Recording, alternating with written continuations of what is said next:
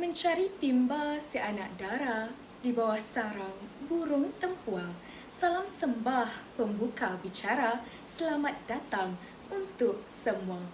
Assalamualaikum warahmatullahi wabarakatuh dan salam sejahtera, salam Malaysia Madani, salam pendidikan bermutu, insan terdidik negara sejahtera, salam IPJM peneraju kecemerlangan pendidikan guru bertaraf dunia dan salam IPG KPT kualiti, dinamik dan keunggulan. Bak kata pepatah orang tua-tua mengatakan, tak tahu maka tak kenal maka tak sayang maka tak cinta. Maka dari itu, saya akan perkenalkan diri saya terlebih dahulu. Nama saya Nur Fatin Syafiqah Alia binti Mat Hussein dari kelas BM3. Pada hari ini, saya akan menerangkan jenis-jenis pengucapan awam dan ciri-ciri pengucapan awam yang profesional dan beretika.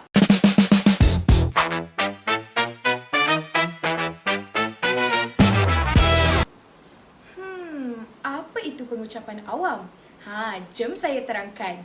Pengucapan awam ialah penyampaian maklumat, idea atau mesej secara lisan kepada khalayak bagi mencapai tujuan tertentu. Menurut Stephen E. Lucas, pengucapan awam ialah proses penyampaian mesej secara terancang kepada audiens dengan tujuan mempengaruhi, memaklumkan atau menghiburkan mereka. Secara tak langsung, kita tahu bahawa pengucapan awam ini memerlukan kemahiran komunikasi yang berkesan. Inilah tokoh Stephen E. Lucas. Baiklah, terdapat 4 jenis penyampaian awam iaitu spontan, hafalan, membaca teks dan extemporaneous. Mari kita kenali satu persatu jenis-jenis ini. Jom! Baiklah, yang pertama ialah penyampaian spontan. Penyampaian spontan ialah ucapan yang disampaikan tanpa persediaan awal atau dengan persediaan yang sangat minimum. Pengucap perlu bergantung kepada pengetahuan, pengalaman dan kebolehan berfikir secara pantas untuk menyampaikan idea kepada audiens.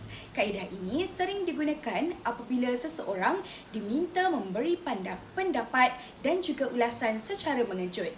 Walaupun bersifat fleksibel dan semula jadi, penyampaian spontan berisiko menyebabkan isi tidak tersusun dengan baik sekiranya pengucap kurang pengetahuan tentang topik yang dibincangkan. Kenapa Allah uji saya, Ustaz? Baik, sebenarnya ujian itulah tanda Allah sayang. Kita perlukan ujian itu untuk kita kembali. Baiklah, yang kedua ialah penyampaian hafalan. Penyampaian hafalan ialah ucapan yang dihafal sepenuhnya sebelum disampaikan kepada audiens. Kaedah ini membolehkan pengucap menyampaikan mesej dengan teratur dan mengikut susunan yang telah dirancang. Ia sering digunakan dalam pertandingan pidato, syarahan atau ucapan rasmi yang memerlukan ketepatan isi.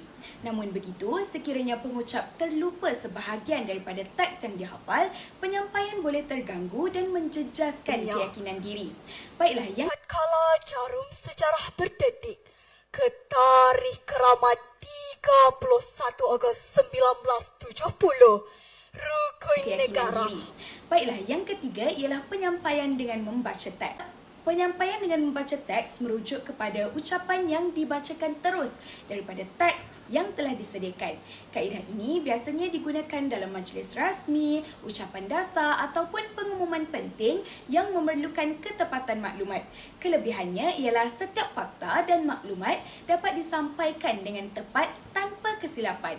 Namun, kaedah ini boleh menyebabkan interaksi dengan audiens menjadi kurang kerana pengucap lebih banyak menumpukan perhatian kepada teks berbanding pendengar. Dan yang terakhir, selamat petang tuan-tuan dan puan-puan. Penerbangan Asia pesawat QZ241 ke Jakarta kini telah sedia untuk berlepas menerusi pintu nombor 1. Proses secara extemporaneous. Penyampaian ekstemporari ialah ucapan yang disampaikan berdasarkan nota ataupun rangka isi yang telah disediakan terlebih dahulu tanpa menghafal keseluruhan teks. Kaedah ini dianggap paling berkesan dalam pengucapan awam kerana pengucap mempunyai persediaan yang mencukupi tetapi masih menyampaikan ucapan secara semula jadi. Pengucap boleh menyesuaikan penyampaian mengikut keadaan dan juga respon audiens. Oleh itu, kaedah ini sering digunakan dalam pembentangan akademik, ceramah dan juga seminar. Kesimpulannya, kaedah spontan tanpa persediaan, hafalan, menghafal keseluruhan ucapan dan membaca teks yang disediakan extemporary berdasarkan nota dan persediaan. Seterusnya, mari kita pelajari apakah ciri-ciri pengucapan awam yang profesional dan beretika. Baiklah, yang pertama ialah penguasaan isi kandungan. Pengucap perlu memahami topik yang disampaikan dengan mendalam serta mampu menjelaskan maklumat secara tepat, tersusun dan meyakinkan. Penguasaan isi yang baik dapat meningkatkan kredibiliti pengucap dan keyakinan audiens terhadap maklumat yang disampaikan. Yang kedua ialah penggunaan bahasa yang baku dan jelas. Bahasa yang digunakan hendaklah gramatis, sopan dan mudah difahami oleh audiens. Sebutan yang jelas serta penggunaan intonasi yang sesuai dapat membantu penyampaian mesej dengan lebih berkesan. Yang ketiga ialah keyakinan diri. Pengucap yang profesional menunjukkan keyakinan melalui konteks mata, nada suara yang mantap dan bahasa badan yang positif. Keyakinan membantu menarik perhatian serta meningkatkan kepercayaan audiens. Yang keempat ialah menghormati audiens. Pengucap perlu menghormati latar belakang, pandangan dan juga perasaan audiens. Penggunaan bahasa yang sopan serta mengelakkan unsur yang boleh menyinggung mana-mana pihak mencerminkan etika yang baik. Baiklah, yang kelima ialah berintegriti dan jujur. Maklumat yang disampaikan mestilah benar, tepat dan boleh dipercayai. Pengucap tak boleh menyebarkan maklumat palsu atau mengambil hasil kerja orang lain tanpa memberikan pengiktirafan kepada sumber asal. Dan yang terakhir ialah pengurusan masa yang baik. Pengucap perlulah menyampaikan ucapan dalam tempoh yang ditetapkan tanpa mengabaikan isi penting. Pengurusan masa yang baik menunjukkan profesionalisme dan menghormati audiens. Kesimpulannya, terdapat 4 jenis utama penyampaian awam iaitu spontan, hafalan, membaca teks dan extemporary yang digunakan mengikut tujuan dan situasi tertentu. Setiap jenis penyampaian mempunyai kelebihan dan kekurangan tersendiri dalam menyampaikan mesej kepada khalayak. Kaedah extemporary dianggap sebagai kaedah penyampaian awam yang paling berkesan kerana menggabungkan persediaan yang rapi dengan penyampaian yang semula jadi dan interaktif. Selain itu, pengucapan awam yang profesional dan beretika memerlukan penyampai yang berpengetahuan, menggunakan bahasa yang sesuai, menghormati audiens, menyampaikan maklumat yang benar serta mampu berkomunikasi dengan yakin dan berkesan.